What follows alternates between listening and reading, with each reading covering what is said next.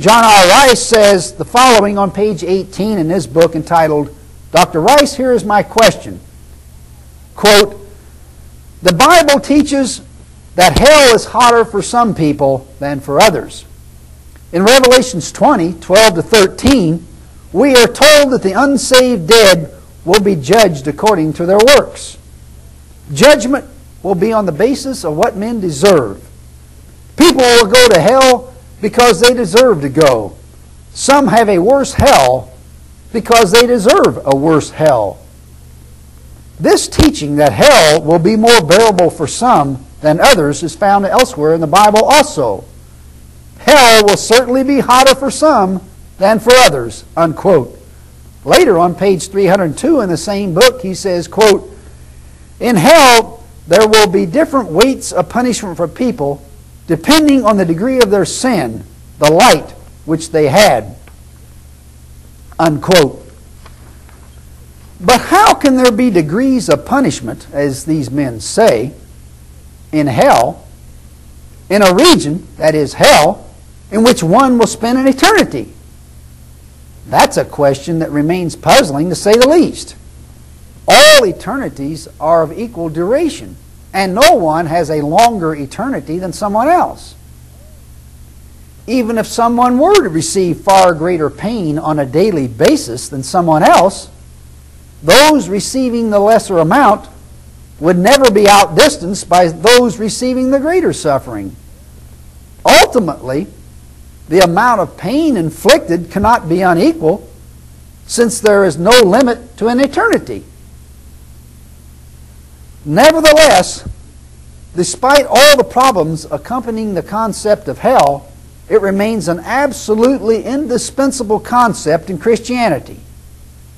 As apologist Quoquahan correctly stated on page 75 in his book entitled Hard Questions, quote, when all is said and done, what becomes of the whole Christian faith if hell is found to be fictitious? Then we must say, and he's still speaking, then we must say that the biblical warnings about the danger and destructiveness of sin are thoroughly exaggerated and morbid. Then we must say that the agonizing sufferings of Christ were shockingly unnecessary. Then we must say that the choice between life and death with which the whole Bible confronts us is a colossal bluff, unquote.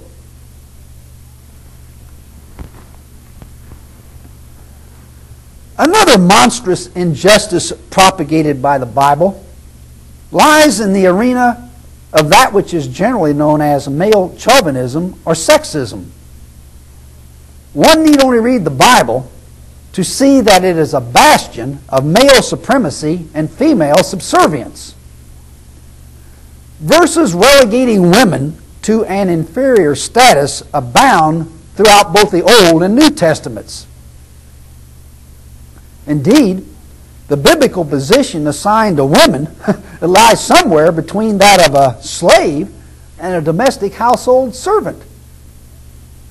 More than any other biblical figure, Paul is responsible for Christianity's degradation of women. If he wasn't a male chauvinist, then there is no such animal. His epistles abound in female subjugation and male domination. Some of the most obvious verses are the following. 1 Corinthians 11:3 says, quote, I would have you know that the head of every man is Christ, and the head of the woman is the man.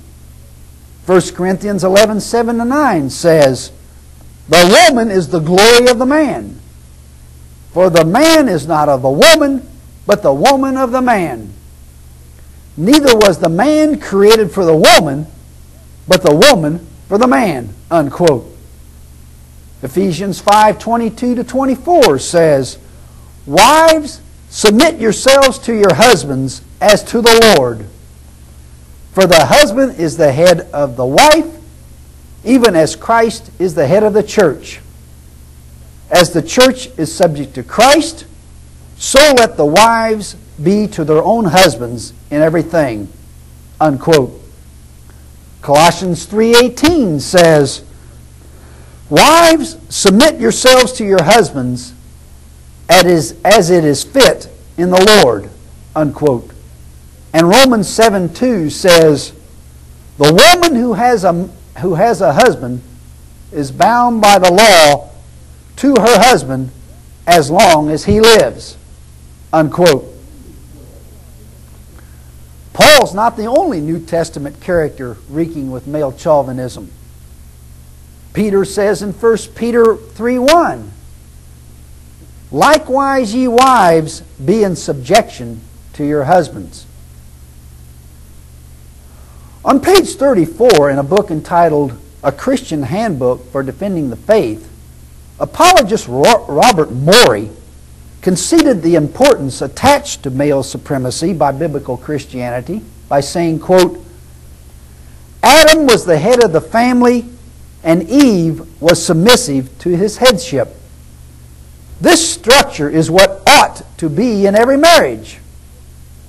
Thus the women's liberation movement is in open violation of God's creation ordinance of marriage when it denies man's headship over the woman," unquote.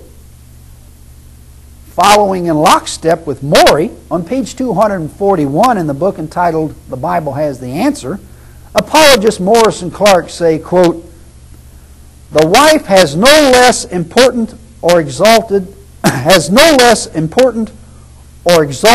a position than the husband, but hers is not as head of the home. Subjection in Scripture does not carry the connotation of inferiority," unquote.